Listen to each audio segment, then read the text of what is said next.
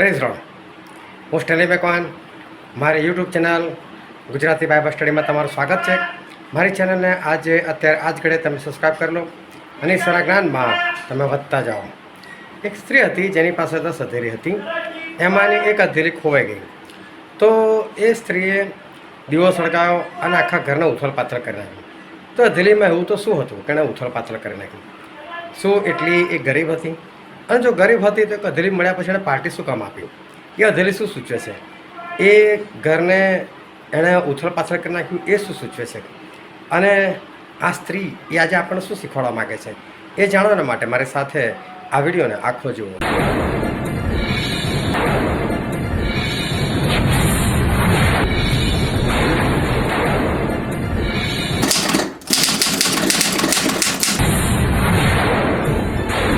Hallelujah. હા, આપણે ઈશ્વર પિતાના વચન તરફ જઈએ. બાઇબલની અંદરથી લુકની લખેલી સુવાર્તા તેના 15મો અધ્યાય અને આપણે વાંચીએ તેની 8, 9 અને 10ની કલમ. અથવા કઈ સ્ત્રી એવી હોય કે જો તેની પાસે 10 અધેલી હોય અને તેઓમાંની એક અધેલી ખોવાઈ જાય તો તે દીવો કરીને ઘર નહીં વાળે અને જડે ત્યાં લગી તેની શોધ સારી પેઠે નહીં કરે. તે તેને જડે ત્યારે તે પોતાની સખીઓ તથા પડોસણોને બોલાવીને કહે છે કે મારી સાથે આનંદ કરો, કેમ કે મારી અધેલી ખોવાઈ ગઈ હતી તે મને જડી છે. તમને હું કહું છું કે તેમજ એક પાપી પસ્તાવો કરે તેને લીધે દેવના દૂતોની સમક્ષ હર્ષ થાય છે. ઈશ્વર પિતાનું વાંચેલું વચન આપણા માટે પુષ્કળ આશીર્વાદિત છે અને ઈશ્વર પિતાનું વચન સત્ય છે અને બાઇબલનું વચન કે છે કે તમે સત્ય જાણશો અને સત્ય તમને મુક્ત કરશે. જ્યારે ઇઝરાયલ પુત્રો મિસ્ર દેશમાંથી નીકળીને એ લોકો વચ્ચેના દેશમાં લગભગ પહોંચી ગયા હતા અને બસ યહોશુઆના હાથમાં સર્વબાજી હતી, આગેવાની યહોશુઆની હતી અને બસ લડાઈઓ લડી અને વતનને પ્રાપ્ત કરવાનું હતું. અને એ સમયે યરીખો સાથે લડાઈ થઈ અને યરીખોનો કોટ એ તૂટી પડ્યો અને ઇઝરાયલ પુત્રોએ જબરદસ્ત વિજય પ્રાપ્ત કર્યો. અને એ ઘટના બહુ સરસ હતી અને સર્વ લોકો બહુ ઉમંગમાં હતા, ઉત્સાહમાં હતા, કારણ કે એક અદ્ભુત વિજય એ લોકોએ પ્રાપ્ત કરેલો હતો. એવું એક કોટ કે એ જમાનાના કોઈ યંત્ર તોડી શકતા નહોતા. એવા સમયે એ કોટ ઈશ્વરે તોડી પાડેલો હતો. અને આ તો આપણે બાઇબલ વાંચીએ છીએ એટલે આપણે ઈશ્વરનું નામ લઈએ, પણ ત્યાંના જે હાજર લોકો એ લોકોને થોડી ખબર છે. એ લોકો તો એવું જ વિચારે કે આ ઇઝરાયલ પુત્રો કેટલા બધા પાવરફુલ છે કે ખાલી હોકારો પાડે છે અને આખો કોટ તૂટી પડે છે. તો અદ્ભુત રીતે ઈશ્વરે એ લોકોને વિજય અપાવેલો હતો અને એટલે લોકોનો વિશ્વાસ બહુ બુલંદી પર હતો. અને એના પછી એક બીજું શહેર હતું કે જે નાનકડું શહેર હતું જેનું નામ હતું આઈ. અને આઈની સામે યુદ્ધ કરવા જવાનું હતું.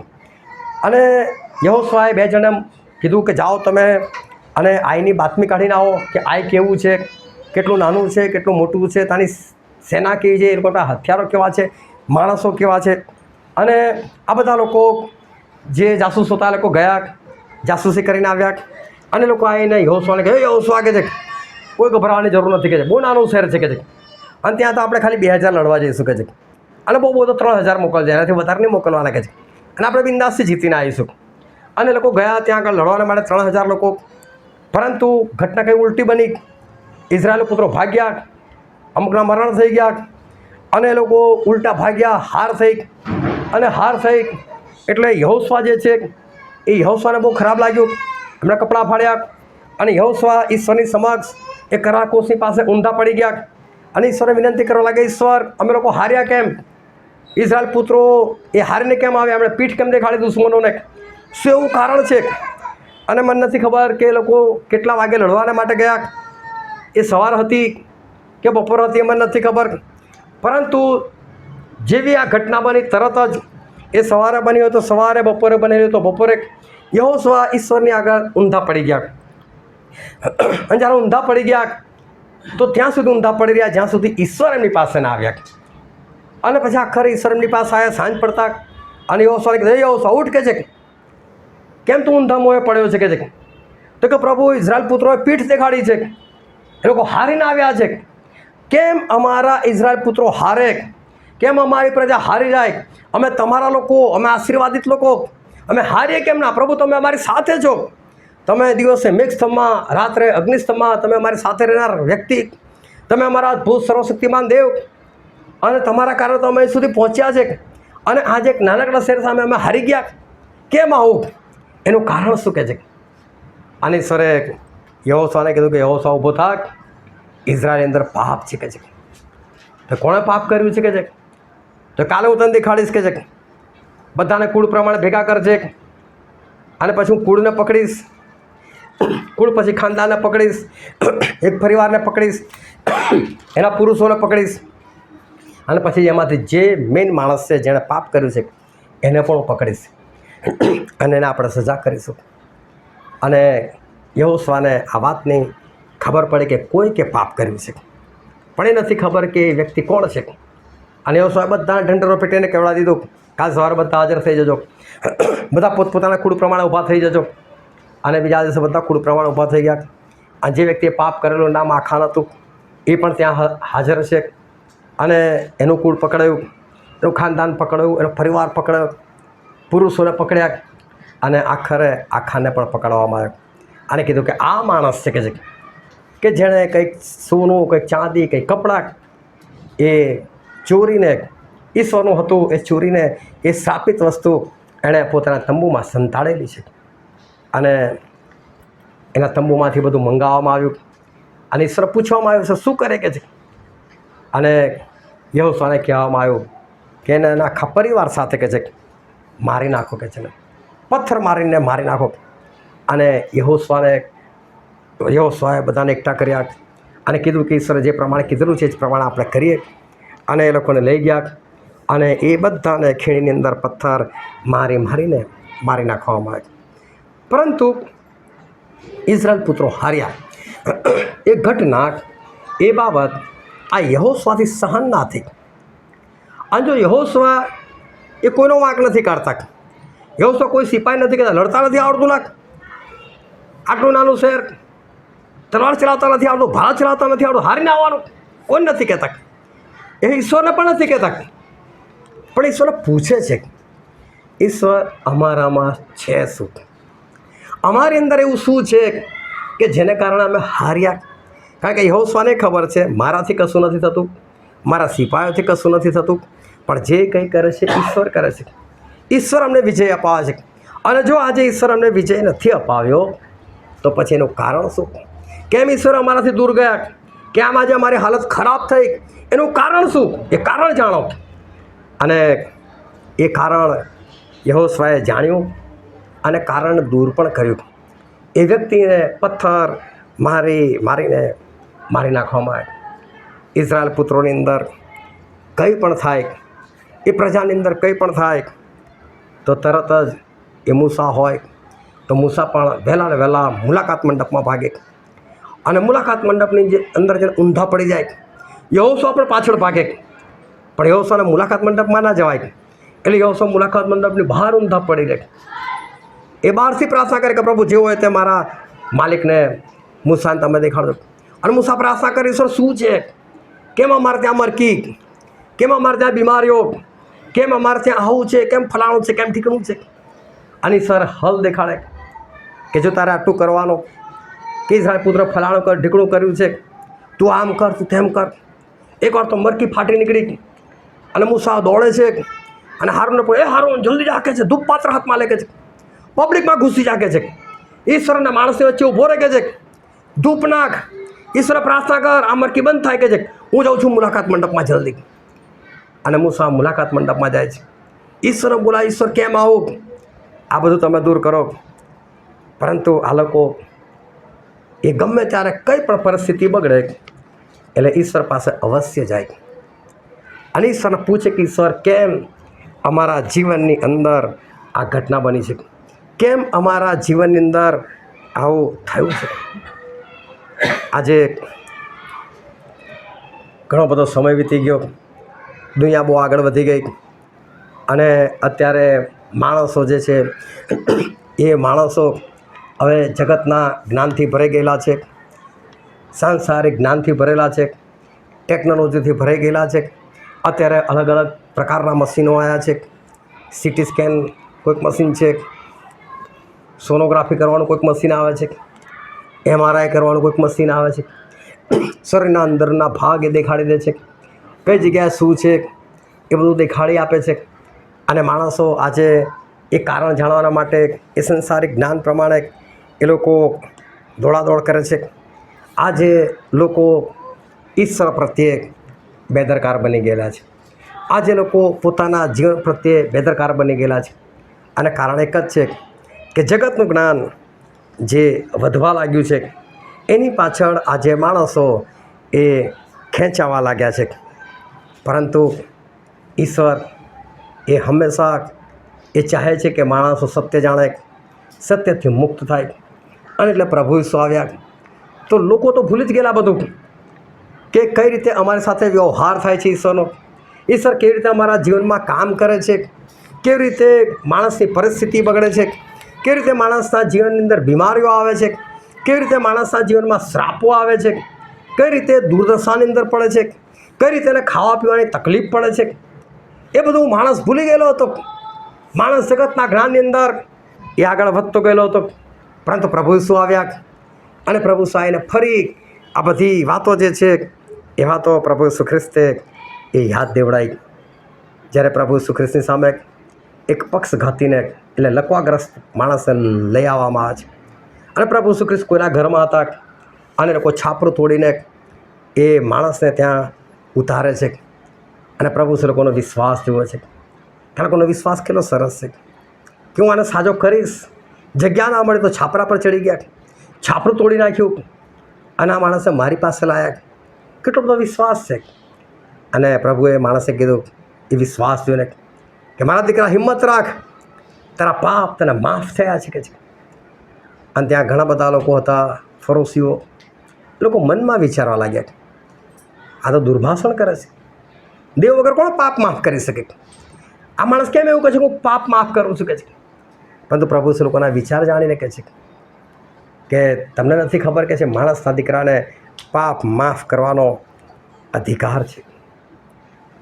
પ્રભુ ઈસુએ એ લકવાગ્રસ્તને જાહેર કર્યું કે ભાઈ તારા પાપને કારણે તું ભોગવી રહ્યો છે, આ તારું પાપ છે, એના કારણે આજે તારી પરિસ્થિતિ લકવાગ્રસ્તવાળી છે.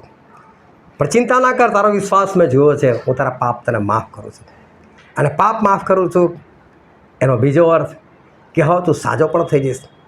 પરંતુ ઈશ્વરે એ માણસને યાદ દેવડાવ્યું કે આ લકવો તને એમને થવો નથી, આ તારા પાપને કારણે થયેલું છે. તારું જે જીવન ચરિત્ર હતું એના કારણે થયું છે. પ્રભુ લોકોની સમક્ષ લોકોને યાદ દેવડાવવાનું એ શરૂ કર્યું કે પાપના કારણે તારી પરિસ્થિતિ એ બગડેલી છે. 38 વર્ષથી જે બીમાર હતો, જે માણસ સાજો થવાના માટે કોઈક જગ્યા પડી રહેલો હતો, એને એવું કે ગમે તારે એ સ્વર્ગદૂત પાણી હલાવશે અને કોઈક તો દિવસ આવશે કે જ્યારે મારો નંબર લાગશે. પરંતુ 38 વર્ષથી એનો નંબર લાગતો નથી. અને પ્રભુ એની પાસે જાય છે, એને કહે છે બોલ, શું તું સાજો થવા ચાહે છે? અને કહે છે હા પ્રભુ, મારે સાજો થવું છે, તો મારી પાસે કોઈ છે નહીં કે છે. અને પ્રભુ એને કીધું કે ઉઠ કે છે, તારું બિછાનું ઉચકીને ચાલ કે છે. અને માણસ બિછાનું ઉચકીને ચાલવા લાગ્યો. પણ 38 વર્ષ પછી જે સાજો થાય છે એ ચાલતો ચાલતો ચાલતો નીકળી જ ગયો, પલટીને જોતો પણ નથી કે કોણે મને આવા શબ્દો કીધા, એ શબ્દો બોલનાર કોણ છે, એના શબ્દોમાં આટલું સામર્થ્ય કેમ છે, એ શબ્દો બોલ્યા તું ચાલતો કેમ ન થઈ ગયો. અને એ માણસ સીધો સીધો ચાલતો ચાલતો જતો રહ્યો. ત્યાં ચર્ચ હતું, ચર્ચમાં ઘૂસી ગયો. અને ચર્ચવાળા જ હોય છે કે એક તો આજે સાબત દિવસ, અને આ માણસ ખાટલું ઉચકીને એવી પાછળ ચર્ચમાં આવી ગયો. ભાઈ તને કંઈ ભાન પડે છે, આજે સાબત છે, આજે વિશ્રામનો દિવસ છે, ખાટલું ઉચકીને કઈ આવ્યો કે છે? તો કે જેણે મને સાજો કર્યો એણે મને કીધું છે ખાટલું ઉચકીને ચાલ કે છે, હું ચાલું છું. તો કોણ હતો એ કે છે 7મા દિવસે વિશ્રામ વારે તને ખાટલો ઉચકાળ કોણ છે કે છે? તો કે મને નહીં ખબર કે છે. વિચાર કરો, 38 વર્ષ પછી કોઈ સાજો થતો હોય અને જેના દ્વારા સાજાપણો મળ્યો ને તો કેટલો ઉપકાર એમ માને, કેટલો આભાર માને. અને તો એ પણ નથી ખબર કે મને સાજો કરનાર કોણ છે. અને પ્રભુ શું ફરી એને મળ્યા. અને બાઇબલની અંદર લખેલું છે, યોહાનની લખેલી સુવાર્તા ત્યારે 5મો અધ્યાય અને 14મી કલમ. પછી મંદિરમાં તેને મળીને ઈસુએ કહ્યું કે જો તું સાજો થયો છે, હવેથી પાપ ન કર, રખે તારા પર વિશેષ વિપત્તિ આવી પડે. શું કીધું પ્રભુએ? તું સાજો થયો છે કે છે, હવેથી પાપ ના કરે. એટલે અત્યાર સુધી થયેલા એ તો મેં માફ કરી દીધા, એટલે તું પોતાને ચાલવા લાગ્યો. પણ હવેથી પાપ ના કરીશ નહીં તો રખેને વિશેષ વિપત્તિ આવી પડે. 38 વર્ષ હતો, બની શકે એના કરતાં વધારે વખત 76 વર્ષ કદાચ તું બીમાર રહે. હવે એટલી તો ઉંમર પણ તારી રહી નથી, પરંતુ પ્રભુ શું યાદ દેવડાવ્યું કે પાપને કારણે તને બીમારી હતી. એ નથી ખબર, એ જાણવા પણ નહોતો માગતો. એ તો પાણી હલવાની રાહ જોતો હતો. બસ ગમે ત્યારે પાણી હાલશે ને એક દિવસ તમારો નંબર લાગી જશે. આજે માણસો પોતાની જે પરિસ્થિતિ છે એ પરિસ્થિતિ કેમ છે એવી એ જાણવાનો પ્રયત્ન નથી કરતા, પરંતુ જગતનું જ્ઞાન છે એના કારણે એ જગતના જ્ઞાનની અંદર ખોવાયેલા છે. એ જગતના જ્ઞાનની અંદર ખોવાઈને પોતાનો રસ્તો શોધી કાઢે છે. એ પોતાની રીતે એ જીવન જીવે છે. પરંતુ પ્રભુ ઈસુ ખ્રિસ્ત આવીને ફરીને એકવાર લોકોને યાદ દિલાવે કે જગતનું જ્ઞાન નહીં. હું તમને જે કહું છું એ પ્રમાણે તમે ચાલો. પ્રભુ ઈસુ ખ્રિસ્ત એકવાર યાકૂબના કૂવા પાસે બેસી ગયા, શિષ્યોને બહાર મોકલી દીધા, જાઓ મારા માટે ખાવાનું લઈ આવો. એ ત્યાં સમૂહની સ્ત્રી આવે છે, એને કોઈ બીમારી નથી, એની ઉપર કોઈ શ્રાપ નથી, એ બિંદાસ જીવન જીવે છે. પરંતુ એના જીવનમાં તકલીફ તો છે જ, અને તકલીફ એ છે કે એના જીવનમાં શાંતિ નથી. તકલીફ એ છે કે એના જીવનમાં આનંદ નથી. એ દેખાવમાં સુંદર છે, એ જુવાન છે, લોકો એને પસંદ કરે છે, પરંતુ કોઈ એને સુખ નથી આપી શકતું, કોઈ એના જીવનમાં આનંદ નથી લાવી શકતું, કોઈ એના જીવનમાં શાંતિ નથી લાવી શકતું. કદાચ એના મા બાપના ઘરમાં પણ એને શાંતિ નથી મળી, એને આનંદ નથી મળ્યો. અને શાંતિની શોધમાં, આનંદની શોધમાં એ એક પછી એક પતિ બદલે છે. પણ પતિ બદલવાથી થોડી શાંતિ આવે. પહેલાં શાંતિ નથી આપતી તો બીજો નથી આપી શકવાનો. તારા પતિના નામમાં કશું નથી કે તારો પતિ જે હોય તે, પણ તું વિચાર કે તારા જીવનમાં કેમ શાંતિ નથી, કેમ તારો પતિ તને પ્રેમ કરતો નથી, કેમ તારો પતિ તારી સાથે આવો વ્યવહાર રાખે છે. એની પાછળ એના પોતાના પાપ જવાબદાર છે, પરંતુ આ સ્ત્રીને ખબર નથી. એ તો રસ્તો શોધ્યા કરે છે અને એક પછી એક પતિ બદલ્યા કરે છે, પણ 5 પતિ બદલીને કંટાળી.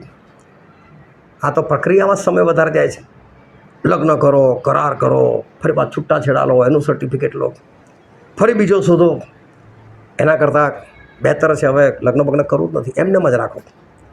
જો શાંતિ મળશે, આનંદ મળશે તો કરી લઈશું લગ્ન, નહીં મળે તો છૂટાછેડાની મગજમારી તો નહીં રહે. છઠ્ઠાની સાથે એમને રહેવાનું શરૂ કર્યું. પણ પ્રભુ ઈસુ આવે છે.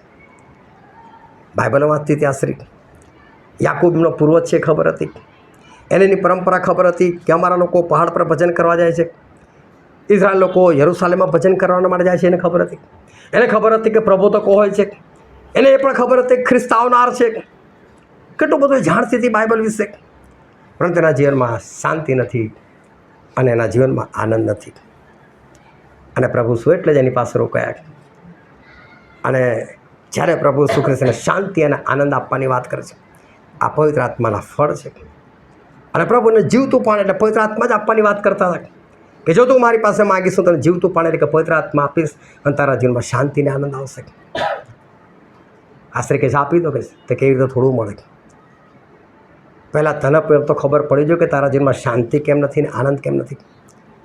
જ્યાં તારા પતિને બોલાય કે છે, અને સ્ત્રી સરસ જવાબ આપે છે, મારો પતિ નથી કે છે. અને પ્રભુ શ્રી કીધું સાચી વાત કે છે, કેમ કે 5 જણ જોડે તે લગ્ન કરેલા છૂટાછેડા આપી દીધા, અને છઠ્ઠા સાથે તો લગ્ન જ નથી કર્યું, એટલે કાયદેસરનો પતિ તો નથી જ. સાચી વાત કરી. અને આ સ્ત્રીની આંખો એકદમ ખુલી જાય છે, આને ખબર કઈ હતી કે, પણ એ વસ્તુ એણે સ્વીકાર્યું, એ પાપ એણે સ્વીકાર્યું, અને ત્યારે જ એના જીવનમાં પ્રભુ ઈસુ ખ્રિસ્ત દ્વારા શાંતિ આવી, એના જીવનમાં આનંદ આવ્યો. માણસો પરિસ્થિતિ જોતા નથી કેમ મારા જીવનમાં આવો, એનું કારણ એની અંદર જ સમાયેલું છે, એના જીવનમાં જ સમાયેલું છે. પરંતુ માણસ બહાર પ્રયત્નો કરે છે, એ બહાર શોધે છે કે મને કંઈકથી મારું સારું થઈ જાય, કંઈકથી મારું ભલું થઈ જાય. જગતના જ્ઞાન પ્રમાણે એ દોડાદોડી કરી મૂકે છે, એ ભાગદોડ કરે છે કે કંઈકથી મને શાંતિ મળી જાય, પરંતુ એને મળતી નથી. એક વ્યભિચારીણી સ્ત્રી જેને લોકો વ્યભિચાર કરતાં પકડેલી હતી ને લઈને આવે છે પ્રભુ ઈસુની પાસે, અને પ્રભુ ઈસુ ખ્રિસ્તે કહે છે કે બોલ કે જાનું શું કરું. મૂસાએ તો આવી સ્ત્રીને પથ્થર મારી નાખવાની વાત કરી છે. જો આ સ્ત્રી ભયંકર પરિસ્થિતિની અંદર છે, એના વ્યભિચારને કારણે, એના પાપને કારણે આજે મૃત્યુ એની સામે ઊભું રહેલું છે, મૃત્યુ દંડ એની સામે ઊભું રહેલું છે. મૃત્યુ પણ ભયાનક છે, પથ્થર મારી નાખવાની વાત છે. સ્ત્રી કેટલી કાંપતી હશે, કેટલી ધ્રુજતી હશે, મોતને દેખાતું હશે, એ વિચારતી હશે કેવા પથ્થર પડશે, કેટલા પથ્થર પડશે, કયા પથ્થરમાં મારું મૃત્યુ થશે, હું કેવી લોહી લુહાણ થઈ જઈશ, ક્યારે મારો જીવ જશે. અને આ બધું વિચારીને કાંપી ઉઠતી હશે કે શું થશે મારું. એને ખબર નથી મારી પાસે કેટલી મિનિટો છે, કેટલા કલાક છે, એને કશું જ ખબર નથી. પરંતુ એને લાવેલા પ્રભુ ઈસુની પાસે, અને પ્રભુ ઈસુ હંમેશા લોકોને બચાવવાનો પ્રયત્ન કરે છે. અને પ્રભુ ઈસુ બધાને કીધું મારો પથ્થર કે છે. પણ શરત એ છે કે જેણે પાપ ના કર્યું ને પહેલો પથ્થર મારે. કોણ એવું હોય કે જેણે પાપ ના કર્યું હોય? અને બધા લોકો એક એક કરીને પથ્થર ફેંકીને ત્યાંથી ભાગી ગયા. અને પ્રભુ ઈસુ જ્યારે આંખ ઊંચી કરીને જોયું ત્યારે ફક્ત એ સ્ત્રી અને પ્રભુ ઈસુ એ બે સિવાય બીજું કોઈ જ નહોતું. અને પ્રભુ ઈસુ એને પૂછ્યું, શું તને કોઈ દૂષિત નથી ઠરાઈ? અને આ સ્ત્રી કહે છે કે ના. આ સ્ત્રીને ખબર પણ નથી કે એને તો દૂષિત ઠરાઈ ચૂકેલા હતા, દંડ પણ આ જ ચૂકેલો હતો, તો પ્રભુએ બચાવી છે. પણ ખુશ થઈ ગઈ છે કારણ મને બચાવી છે, ના મને કોઈ દૂષિત નથી ઠરાઈ કે છે. અને પ્રભુ શું બહુ સરસ બોલે છે. પ્રભુ શું કહેવાનો મતલબ એવો હતો કે શું તને કોઈ પથ્થર ના મારી શકી? દરેકમાં પાપ હતું. તો કે હા. પણ પ્રભુ શું એક વ્યક્તિ ત્યાં એવા છે કે જે આ સ્ત્રીને એકલા પથ્થર મારીને મારી નાખી શકે છે, કેમ કે એમનામાં પાપ નહોતું. તો પ્રભુ શું બહુ સરસ એ સ્ત્રીની સાથે વાત કરી અને સ્ત્રીને કીધું હવેથી પાપ ના કરતી કે છે, હું પણ તને દૂષિત નથી ઠરાવતો, જા કે છે. એટલે અત્યાર સુધી જે કર્યું મેં તને માફ કર્યું, મૃત્યુદંડમાંથી મેં તને બચાવી, પણ હવેથી ધ્યાન રાખજે, આ જ તારા પાપને કારણે, આ જ તારા વ્યભિચારને કારણે તારી પર મૃત્યુદંડ આવેલો. જો ફરી કરીશ તો પછી હવે તને બચાવનાર કોઈ નહીં મળે અને તારે મરવું પડશે. ઈશ્વર આ સ્ત્રીને એ યાદ દેવડાવે છે કે ભાઈ તારા પાપને કારણે જો ત્યાં પાપ ના કર્યું હોત તો આજે તું મૃત્યુદંડ સુધી ના આવત. આજે આ બધી વાતો ઈશ્વરે બાઇબલમાં લખીને આપણને આપેલી છે. આ બધી વસ્તુઓ, આ બધી ઘટનાઓ આપણે વાંચેલી છે અને આપણે જાણીએ પણ છે કે હા બાઇબલમાં આવું જ છે. જો આપણે જાણ્યું છે, જો આપણે વાંચ્યું છે, જો આપણે સમજ્યા છે, તો આપણે ખરેખર શું કરવાનું છે? આપણે ખરેખર આપણી જાતને તપાસવાની જરૂર છે. આપણે પોતે આપણી જાતને તપાસવાની જરૂર છે કે આજે મારા જીવનમાં કેમ આવી પરિસ્થિતિ, આજે મારા જીવનની અંદર કેમ આવું છે, એને આપણે તપાસવાની એ જરૂર છે. પરંતુ થઈ રહ્યું છે ઉલટું. કેવું ઉલટું થઈ રહ્યું છે? જગતનું જ્ઞાન છે. તાવ આવ્યો, હા યાર જવા દે ને યાર, વાયરલ ચાલી રહ્યો છે. તો પ્રભુ એવી કોઈ વાત નથી કરતા વાયરલની. પ્રભુ શું તો કંઈ બીજી જ વાત કરે છે. પણ જગતનું જ્ઞાન આજે એવું વધી ગયેલું છે કે આજે માણસ એ પોતાને તપાસવાથી કંઈક દૂર છે અને જગતના જ્ઞાનથી એવો ભરાઈ ગયેલો છે કે અરે જવા દે ને યાર, મારા મામાને ત્યાં ગયેલો, મારા કાકાને ત્યાં ગયેલો, પેલો હવા ફેર થઈ ગઈ એટલે આવું થઈ ગયું. બાકી તો બધું બરાબર હતું. અને જગતના જે ધારાધોરણ છે એ માણસની અંદર એવા કામ કરી ગયેલા છે કે હવે એ પોતાની જાતે તપાસતો નથી કે મારા જીવનમાં કેમ આવું. જવા દે ને યાર, બહુ દિવસથી શાકભાજી જ ખાધેલું, પરંતુ આ વખતે ભારે ખોરાક ખાઈ નાખ્યો, એના કારણે તકલીફ થઈ ગઈ. ભારે ખોરાક તો હું કહું છું ને, ગાયો ભેંસો ખાય છે, જે આવે તો અંદર નાખી દે છે. કદી લોકો બૂમ પાડી મને તાવ આવ્યા. સૌથી ભારે તો એ લોકો ખાય છે, ન ખાવાનું ખાઈ નાખે છે. પણ જો જેને શબ્દથી બનાવેલા છે એ લોકોની પાચન ક્રિયા આટલી જોરદાર હોય, તો જેને ઈશ્વરે હાથથી બનાવેલા એ લોકો કેવા હોય. પરંતુ જગતનું જ્ઞાન એ એવું લોકોની અંદર ઘૂસી ગયેલું છે કે માણસ પોતાને તપાસવાની જગ્યાએ આ જગતના જ્ઞાન પ્રમાણે એ માણસ એ ચાલી નીકળે છે. આજે માણસની જે પરિસ્થિતિ છે એ પરિસ્થિતિની પાછળ ખરેખર શું જવાબદાર છે એ માણસે તપાસવાની જરૂર છે. અને બહુ ધ્યાનથી સમજજો કે આપણી ખરાબ પરિસ્થિતિ કે આપણી સારી પરિસ્થિતિ, એની પાછળનું કારણ ફક્ત અને ફક્ત આપણું જીવન જે છે એ જ જવાબદાર છે, આપણું ચરિત્ર જ જવાબદાર છે. બસ આપણે એ બાબતને શોધવાની જરૂર છે. આપણી પરિસ્થિતિ જો બદલાઈ જાય છે, જો આપણી પરિસ્થિતિમાં કંઈ અણધાર્યો વળાંક આવે છે, કંઈ પરિવર્તન આવે છે, તો તરત જ આપણે ઈશ્વરની હજુરમાં બેસવાની જરૂર છે. જેવા ઇઝરાયલ પુત્રો હાર્યા, યહોશુઆએ કપડાં ફાડીને ઊંધા પડીને ઈશ્વરની શોધ કરી, કેમ ઈશ્વર આવું? બસ અમે લોકો હાર્યા કેમ? કોઈ સિપાહી નથી પૂછ્યા ભાઈ તમને લડતા નથી આવડતું, પરંતુ ઊંધા પડ્યા. કંઈક તો થયું છે, કંઈક તો ગુનો છે, કંઈક તો પાપ છે પ્રભુ, મારાથી કે બીજા લોકોથી, અને ઈશ્વરની આગળ ઊંધા પડી જાય છે. આપણે ખરેખર પોતાની જાતને એ તપાસવાની જરૂર છે, અને આપણું સમસ્યાનું નિવારણ એ ઈશ્વર પાસે જ છે, જગત પાસે નથી. ઈશ્વર પાસે જ આપણી સમસ્યાનું નિવારણ છે. આસા રાજા બહુ સરસ હતા, ઈશ્વરની બીક રાખતા હતા, ઈશ્વર પાછળ ચાલતા હતા. એમની પાસે 5,80,000નું સૈન્ય હતું, એમની વિરુદ્ધમાં 10 લાખ લોકો આવ્યા. 10 લાખ લોકો એમની પર હુમલો કરવા માટે આવતા હતા. આસા રાજા ગભરાઈ ગયા, પરંતુ એમણે ઈશ્વર પાસે જઈને પ્રાર્થના કરી, ઈશ્વર બળવાની સામે તમે નિર્બળને મદદ કરનાર ઈશ્વર છો, તો મને મદદ કરો, તો મને બચાવો. મારી પાસે 5,80,000 છે, સામે 10 લાખ લોકો આવી રહ્યા છે, પ્રભુ શું કરું કે છે? અને ઈશ્વરે કીધું, એ આશા જા લડવા માટે જાગે છે, પણ તું ચિંતા ના કરીશ, હું આવીશ, મારું સૈન્ય લઈને હું લડીશ. અને બાઇબલની અંદર લખેલું છે કે ઈશ્વર લડ્યા, અને ઈશ્વર લડ્યા, અને ઈશ્વરની સેના લડી, અને 10 લાખ લોકોમાંથી કોઈ બચ્યું નહીં. ચારે બાજુ આસા રાજાથી લોકો એટલા બધા ભી ગયા, કારણ કે આ તો બાઇબલમાં લખેલું છે ને આપણે વિશ્વાસ કરે છે. જે લોકો જોયું એ લોકોને થોડી ખબર હતી કે ઈશ્વરનું સૈન્ય હતું. એ લોકોને ક્યાં ઈશ્વરનું સૈન્ય દેખાયું? એ લોકોને તો આસા રાજા દેખાયા, એ લોકોને તો આસા રાજાની સેના દેખાઈ કે 5,80,000 એટલા બધા તાકાતવાળા કે 10 લાખ લોકોને મારી નાખે, અને તો બી અમારું એક પણ ના મરે, કોઈને ઈજા સરખી ના થાય.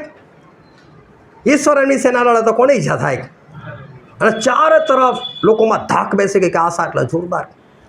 25 વર્ષ વીતી ગયા, કોઈ આશા રાજાની સામે ઉઠવાની હિંમત જ ના કરી. પણ એ દિવસો દરમિયાન ઇઝરાયલનો એક રાજા બાસાક એ નવો બન્યો.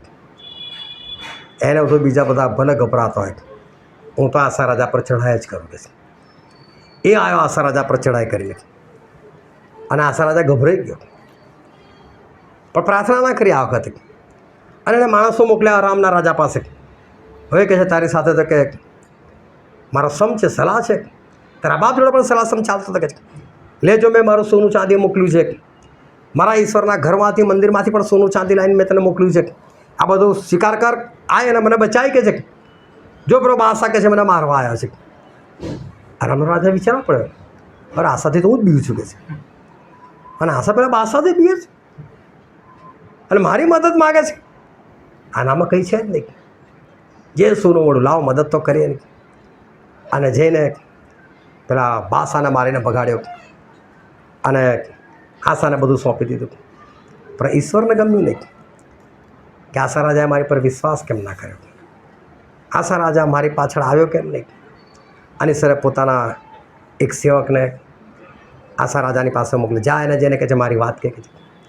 અને એક સેવક જાય છે, અને બાઇબલની અંદર આપણે વાંચીએ બીજો કાળ વૃત્તાંત તેનો 16મો અધ્યાય 7, 8, 9. તે સમયે હનાની દ્રષ્ટાએ યહૂદિયાના રાજા આસા પાસે આવીને તેને કહ્યું કે અરામના રાજા પર તે ભરોસો રાખ્યો છે ને તે પોતાના દેવ યહોવા પર ભરોસો રાખ્યો નથી, માટે અરામના રાજાનું સૈન્ય તારા હાથમાંથી છટકી ગયું છે. કુશીઓ તથા લુબીઓનું સૈન્ય શું મહાભારત ન હતું? તથા તેમની સાથે અતિ ઘણા રથો તથા ઘોડેસવારો ન હતા? તો પણ તે યહોવા પર ભરોસો રાખ્યો હતો, માટે તેણે તેઓને તારા હાથમાં સોંપ્યા.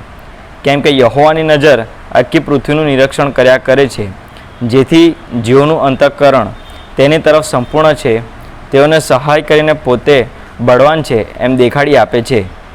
આમાં તે મૂર્ખાઈ કરી છે, કેમ કે હવેથી તારે યુદ્ધો કરવા પડશે. બાઇબલનું વચન કે છે ઈશ્વરના એક સેવકે એક પ્રભુતા કહીને ઈશ્વરના વચન કહી દીધા, આરામનું સૈન્ય તારા હાથમાં છટકી ગયું કે છે.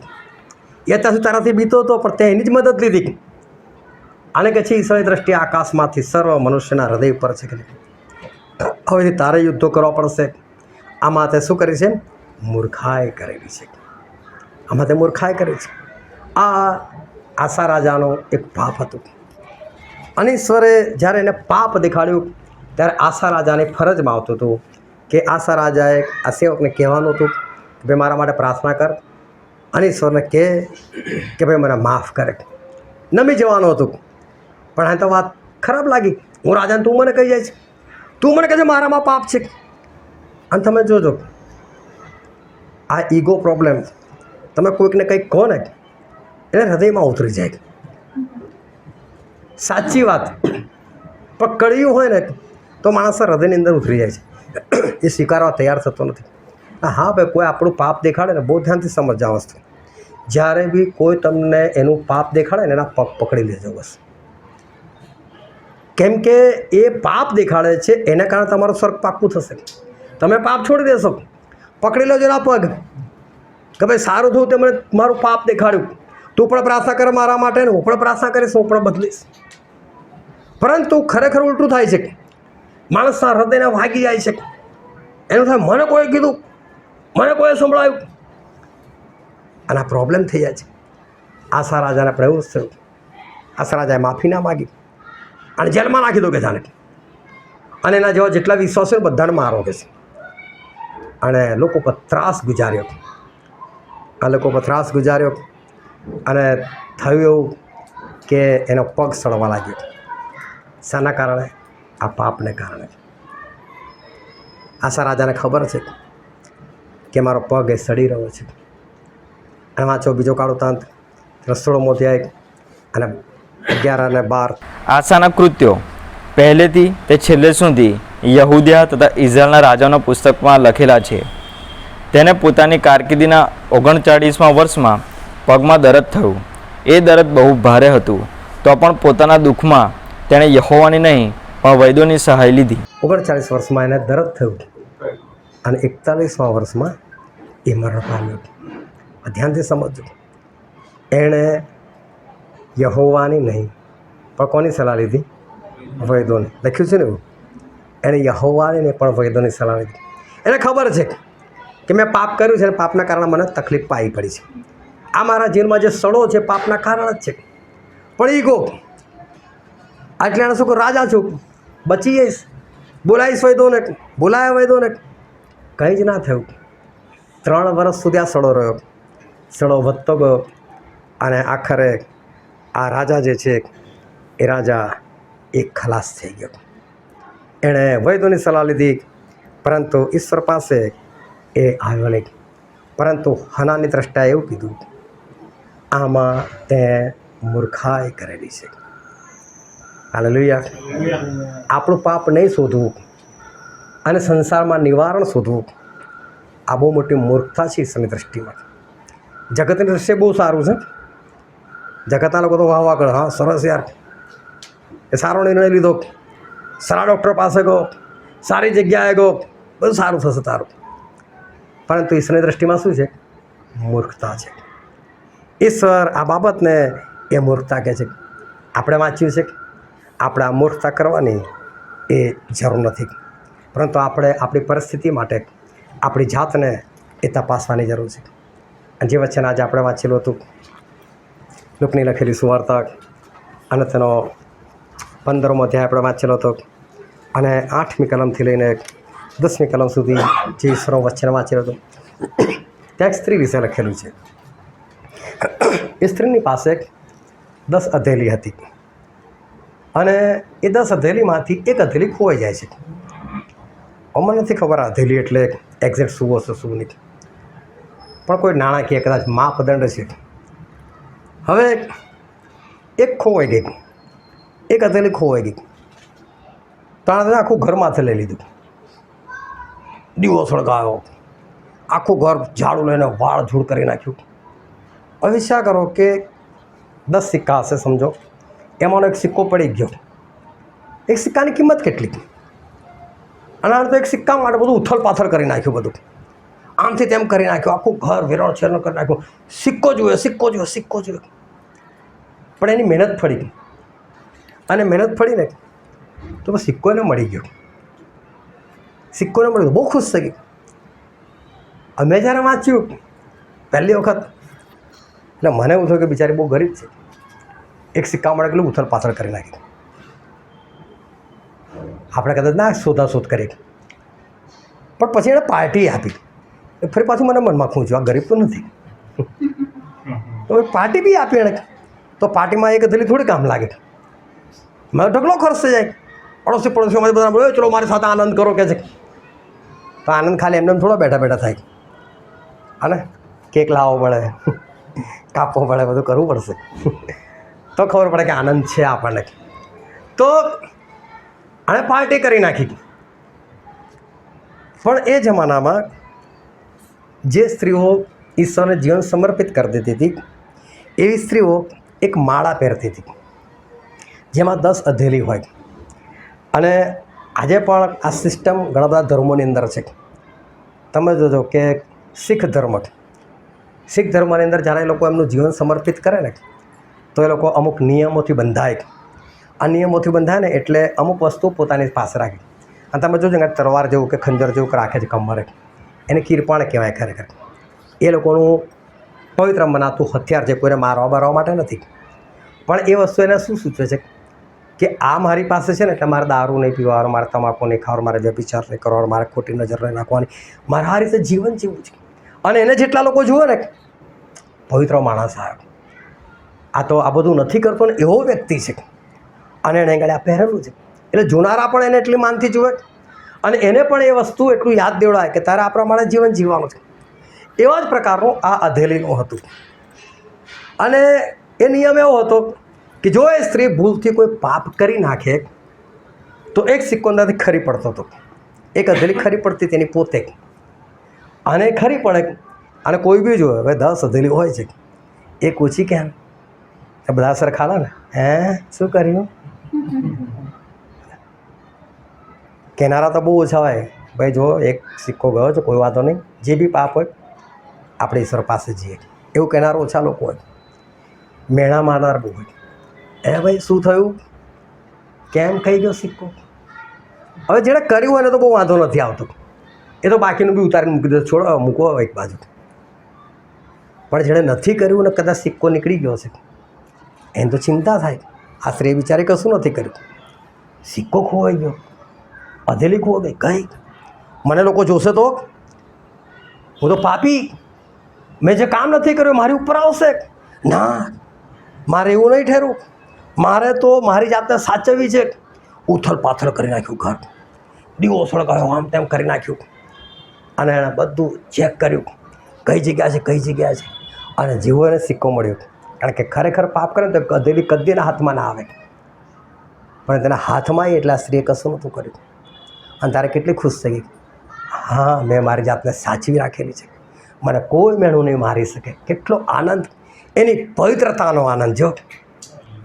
અને એટલે કહે છે કે ચલો આપણે પાર્ટી કરી કે મારી પવિત્રતા અકબંધ છે, મારા જીવનમાં કોઈ પાપ નથી, તપાસ્યું એણે પોતાની જાતને. અને વાંચો જે વચન વાંચો 8 અને 9મી કલમ. તે તેને જડે ત્યારે તે પોતાની સખીઓ તથા પડોસણોને બોલાવીને કહે છે કે મારી સાથે આનંદ કરો, કેમ કે મારી અધેલી ખોવાઈ ગઈ હતી તે મને જડી છે.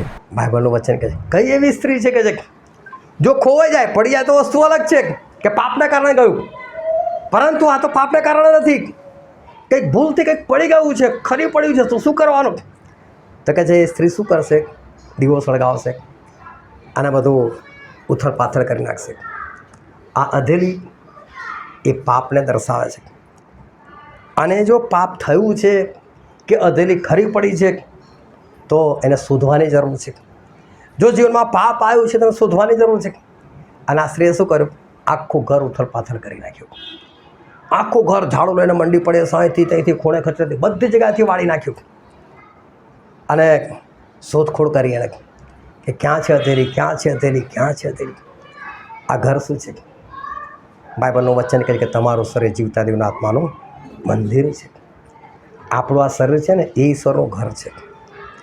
આ ઘરને તપાસવાની જરૂર છે કે જ્યારે એમાં ઈશ્વર નથી અને કંઈક બીજું આવ્યું છે, જો આપણા જીવનની પરિસ્થિતિ બદલાઈ છે, જો આપણે કોઈક સમસ્યામાં સપડાયેલા છે, જો કંઈક અશાંતિમાં આપણે આવ્યા છે તો આપણી જાતને તપાસવાની જરૂર. કેમ મારા જીવનમાં આવું? ક્યાં ગયા મારા દેવ? ક્યાં ગયા ઈશ્વરનો આત્મા? કેમ આજે હું ખાલી? કેમ મારા જીવનમાં આવું? માથાથી લઈને પગના તળે સુધી તપાસવાની જરૂર છે. પોતાની જાતને તપાસવાની જરૂર છે. અને બહુ ધ્યાનથી સમજો, ઉથલ પાથલ કરી નાખવાની જરૂર છે. અને તપાસવા માટે આણે શું કર્યું? દીવો સળગાયો. હે ને? અને બાઇબલની અંદર એવું લખેલું છે, એક પ્રકટીકરણનું પુસ્તક, તેનો 21મો અધ્યાય અને વાંચો તો 23મી કલમ. નગરમાં સૂર્ય કે ચંદ્રના પ્રકાશની જરૂર નથી, કેમ કે દેવનો મહિમા તેને પ્રકાશિત કરે છે અને હલવાન તેનો દીવો છે. હલવાન તેનો દીવો છે. હલવાન એટલે પ્રભુ ઈસુ ખ્રિસ્ત. પ્રભુ ઈસુ ખ્રિસ્ત શું છે? દીવો છે. આ સ્ત્રીએ શું સળગાયું? દીવો સળગાયો. પ્રભુ ઈસુ ખ્રિસ્તની જરૂર છે તમારા અંદર ઝાંખવાના માટે. આપણા શરીરમાં કઈ જગ્યાએ શું આવ્યું છે, કયું પાપ આવ્યું છે, તપાસવાના માટે દીવો સળગાવવાની જરૂર છે. દીવો કોણ છે? પ્રભુ ઈસુ ખ્રિસ્ત. અને બાઇબલનું વચન કહે છે કે આદિએ શબ્દ હતો, શબ્દ દેવની સંગાતનો શબ્દ જ દેવ હતો. એ શબ્દ કોણ? એ જ પ્રભુ ઈસુ ખ્રિસ્ત. અને એ શબ્દ એટલે આ બાઇબલ. આ બાઇબલના વચનોથી પોતાની જાતને તપાસવાની જરૂર છે. ગીતશાસ્ત્ર 119, 105 કહે છે કે એ તારું વચન મારા માટે દીવારૂપ છે, એ પ્રકાશરૂપ છે. આ વચન એને સળગાવવાની જરૂર છે. પવિત્ર આત્માથી એ પ્રકાશની અંદર, એ વચનથી આપણી જાતને તપાસવાની જરૂર છે કે મારા શરીરની અંદર શું છે, કઈ જગ્યાએ પાપ આવ્યું છે, કેવું પાપ આવ્યું છે. આના શ્રેય બધું ઉથલ પાથલ કરી નાખ્યું. મને પાપ ખબર પડી છે, બસ કઈ રીતે અધેલી નીકળી પડી છે મારે જોઈએ. આને શું થયું? અધેલી મળી. યોગ્ય રીતે તમારી જાતને તપાસો ને તો તમને ખબર પડે. મને ઘણી વખત જ્યારે લોકો એવું કહેતા હોય, ખબર નહીં મારાથી શું થયું, એટલે મને તો ખરેખર અંદરથી એવું થાય કે તને જો ના ખબર પડશે ને તો બહુ પાપમાં આગળ નીકળી ગયેલો છે. બાકી પાપ ખબર કેમ ના પડે આપણાથી? તો પાપ કરતા હોય પવિત્ર આત્મા તમને ટોકે કેમ નહીં? તમને એ સમય કેમ ના ખબર પડે કે મેં પાપ કર્યું છે? આમાં શું વિચારવાની જરૂર છે? જો તમે ઈશ્વર આત્મા પામેલા છો, તમે કંઈ પણ ખોટું કરવા જાઓ ત્યાં ઈશ્વર આત્મા ટોકે ટોકે ટોકે જ. પણ જ્યારે તમે એને ગુમાવી નાખો, તમને નથી ખબર પડતી પાપ પર પાપ, પાપ પર પાપ, ત્યારે તમને નથી ખબર પડતી કે મારાથી શું થયું. ખબર નહીં મારી કઈ ભૂલ છે, એટલે સમજી લેવાનો કે તમે પાપમાં બહુ આગળ નીકળી ગયેલા છો. આપણને એ જ સમય ખબર પડી જોઈએ, કારણ કે ઈશ્વરનો આત્મા આપણને ચેતવણી આપે છે. ઈશ્વરનો આત્મા આપણા આત્માની સાથે સાક્ષી આપે છે કે તે આમ કર્યું છે કે તે નથી કર્યું. આપણને ખબર પડી છે. આપણી જાતને આપણે રોજ રોજ તપાસનારા હોવા જોઈએ. આ રોજે રોજ તમે તપાસો તો રોજે રોજ તમારા જાતને તમે શુદ્ધ કરતા જઈ શકો.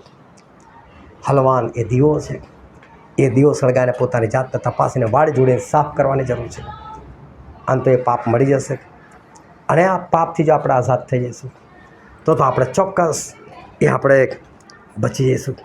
પરંતુ ધ્યાનથી ઈશ્વરનું વચન સમજજો કે આ વચન એ જ પ્રભુ ઈસુ ખ્રિસ્ત. આ વચન એની અંદર જ પ્રકાશ, અને એની અંદરથી જ આપણે આપણી જાતને તપાસવાની છે. અને જો આપણે આપણી જાતને યોગ્ય રીતે તપાસીશું તો આપણે ચોક્કસ આઝાદ થઈ શકીશું. ઈશ્વરનો ફેંસલો આવી ગયેલો કે આજથી 41મા દિવસે નીનવેના બધા લોકોનો નાશ. બધા કેવા રાખમાં બેસી ગયા, કેવું ટાઢ પહેર્યું, કેવો પસ્તાવો કર્યો, કેવા પોતાના ભૂંડા આચરણો છોડી ગયા. રાજાથી લઈને ચપરાસી સુધી દરેકે પોતાના પાપ કબૂલ કર્યા. શું કોઈ અહમ રાખ્યો? રાજા એવું વિચાર્યું કે હું રાજા છું અને પ્રજાની સામે ના રાખમાં બેસું, કે હું પસ્તાવો પ્રજાની સામે ના કરું. બિંદાસથી કર્યો. બચવું છે, જીવવું છે. અને જો 41મા દિવસે ઈશ્વરને પસ્તાવો થયો, મેં ક્યાં લોકોને મારવાનું વિચાર્યું? કેટલા સારા લોકો છે, લોકો તો પસ્તાવો કરે છે. અને બસ પોતાની જાતને એ રીતે તપાસો કે પાપ દેખાય, આપણી ભૂંડી વાતો આપણને દેખાય, અને આપણે પસ્તાવો કરી શકીએ.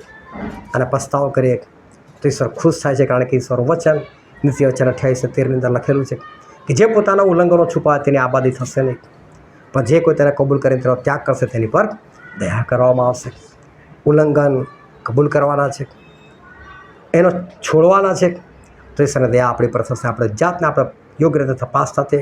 જેમ આ સ્ત્રીએ વચનથી દીવો સળગાવીને પોતાના આખું ઘર વાળી જોડીને સાફ કરી નાખ્યું, એમ આપણે પણ આપણા ઘરને રોજે રોજ વાળી જોડી સાફ કરનાર છે. રોજે રોજ આ વચનથી આપણે પોતાની જાતને તપાસનાર છે અને આપણી અંદર જે કંઈ એવું છે એને આપણે દૂર કરનાર છે. આપણી પરિસ્થિતિ માટે આપણે દોડાદોડ ના કરી, પ્રભુ પાસે જઈએ. મૂર્ખાઈ ના કરે જેમ આશા રાજાએ કરી, પરંતુ આપણે ઈશ્વર પાસે જઈએ. ઈશ્વર પાસે દરેક બાબતનું નિવારણ છે અને ઈશ્વર તમને એવું સ્વર્ગીય કવચ પૂરું પાડશે કે ભવિષ્યમાં આપણને કંઈ નહીં થાય, પરંતુ આપણે યોગ્ય રીતે ઈશ્વરના માર્ગમાં ચાલીએ, યોગ્ય પસ્તાવો કરે અને આપણું જીવન સમર્પિત કરીએ. હાલેલુયા. હવે આપણે આપણી આંખોને બંધ કરીએ, આપણા મસ્તકો ઈશ્વરની હજુરીમાં નમાય. વાલાવા સમય છે કે આપણે આપણી જાતને તપાસીએ. આ સમય છે કે પોતાના આત્માની સાથે વાત કરીએ. આ સમય છે કે આપણે પોતાની પરીક્ષા કરીએ. શું આજે મારી પરિસ્થિતિ માટે, મારી અશાંતિ માટે, મારી બીમારીઓ માટે, મારા ઝઘડા કંકાસને માટે શું મેં મારી જાતને તપાસી છે? શું હું મારી જાતને તપાસું છું? શું આ બધાનું નિરાકરણ લાવવા માટે કોઈ બીજા ઉપાયો કરું છું કે ભાઈ પોતાની જાતને તપાસીને પોતાનો પાપ શોધવાનો પ્રયત્ન કરું છું? વાલો સમય છે ખરા અર્થમાં પોતાની જાતને તપાસનાર થાવ. ખરા અર્થમાં આપણે કોઈ નાના નથી બની જવાના. એ ઘમંડ, એ ઈગો, એ તો શૈતાનનો પણ બાપ છે. એના ભાગીદાર બનવાની જરૂર નથી, પરંતુ આપણે યોગ્ય રીતે પોતાની જાતને તપાસીએ. આપણે શુદ્ધ થઈએ. જેમાં સ્ત્રીએ આખું ઘર ઉથલ પાથલ કરી નાખ્યું, દીવો સળગાયો, આપણે પણ વચ્ચેના અજવાળામાં પોતાની જાતને તપાસીએ. આપણે બચીએ. આપણે યોગ્ય પસ્તાવો કરીએ, જેમ દિનના લોકોએ પસ્તાવો કર્યો, ઈશ્વરે જીવન સમર્પિત કર્યું ને ઈશ્વરે એ લોકોના માટે પસ્તાયા કે મારા લોકોનો નાશ નથી કરવો. ઈશ્વર તમારા માટે પસ્તાય, ઈશ્વર મારા માટે પસ્તાય, એવું જીવન આપણે જીવીએ અને ઈશ્વરે સમર્પિત થઈએ. આશા રાજાની જેમ આપણે મૂર્ખતા ના કરીએ, પણ દરેક બાબતના નિવારણ માટે આપણે ઈશ્વર પાસે જઈએ અને આકાશ રાજ્યના આપણે વારસદાર થઈએ. આ વચન સમજવા માટે, ગ્રહણ કરવાના માટે, પ્રમાણે ચાલવાના માટે પ્રભુ ઈસુ ખ્રિસ્તની કૃપા આપણા દરેક પર થાવ.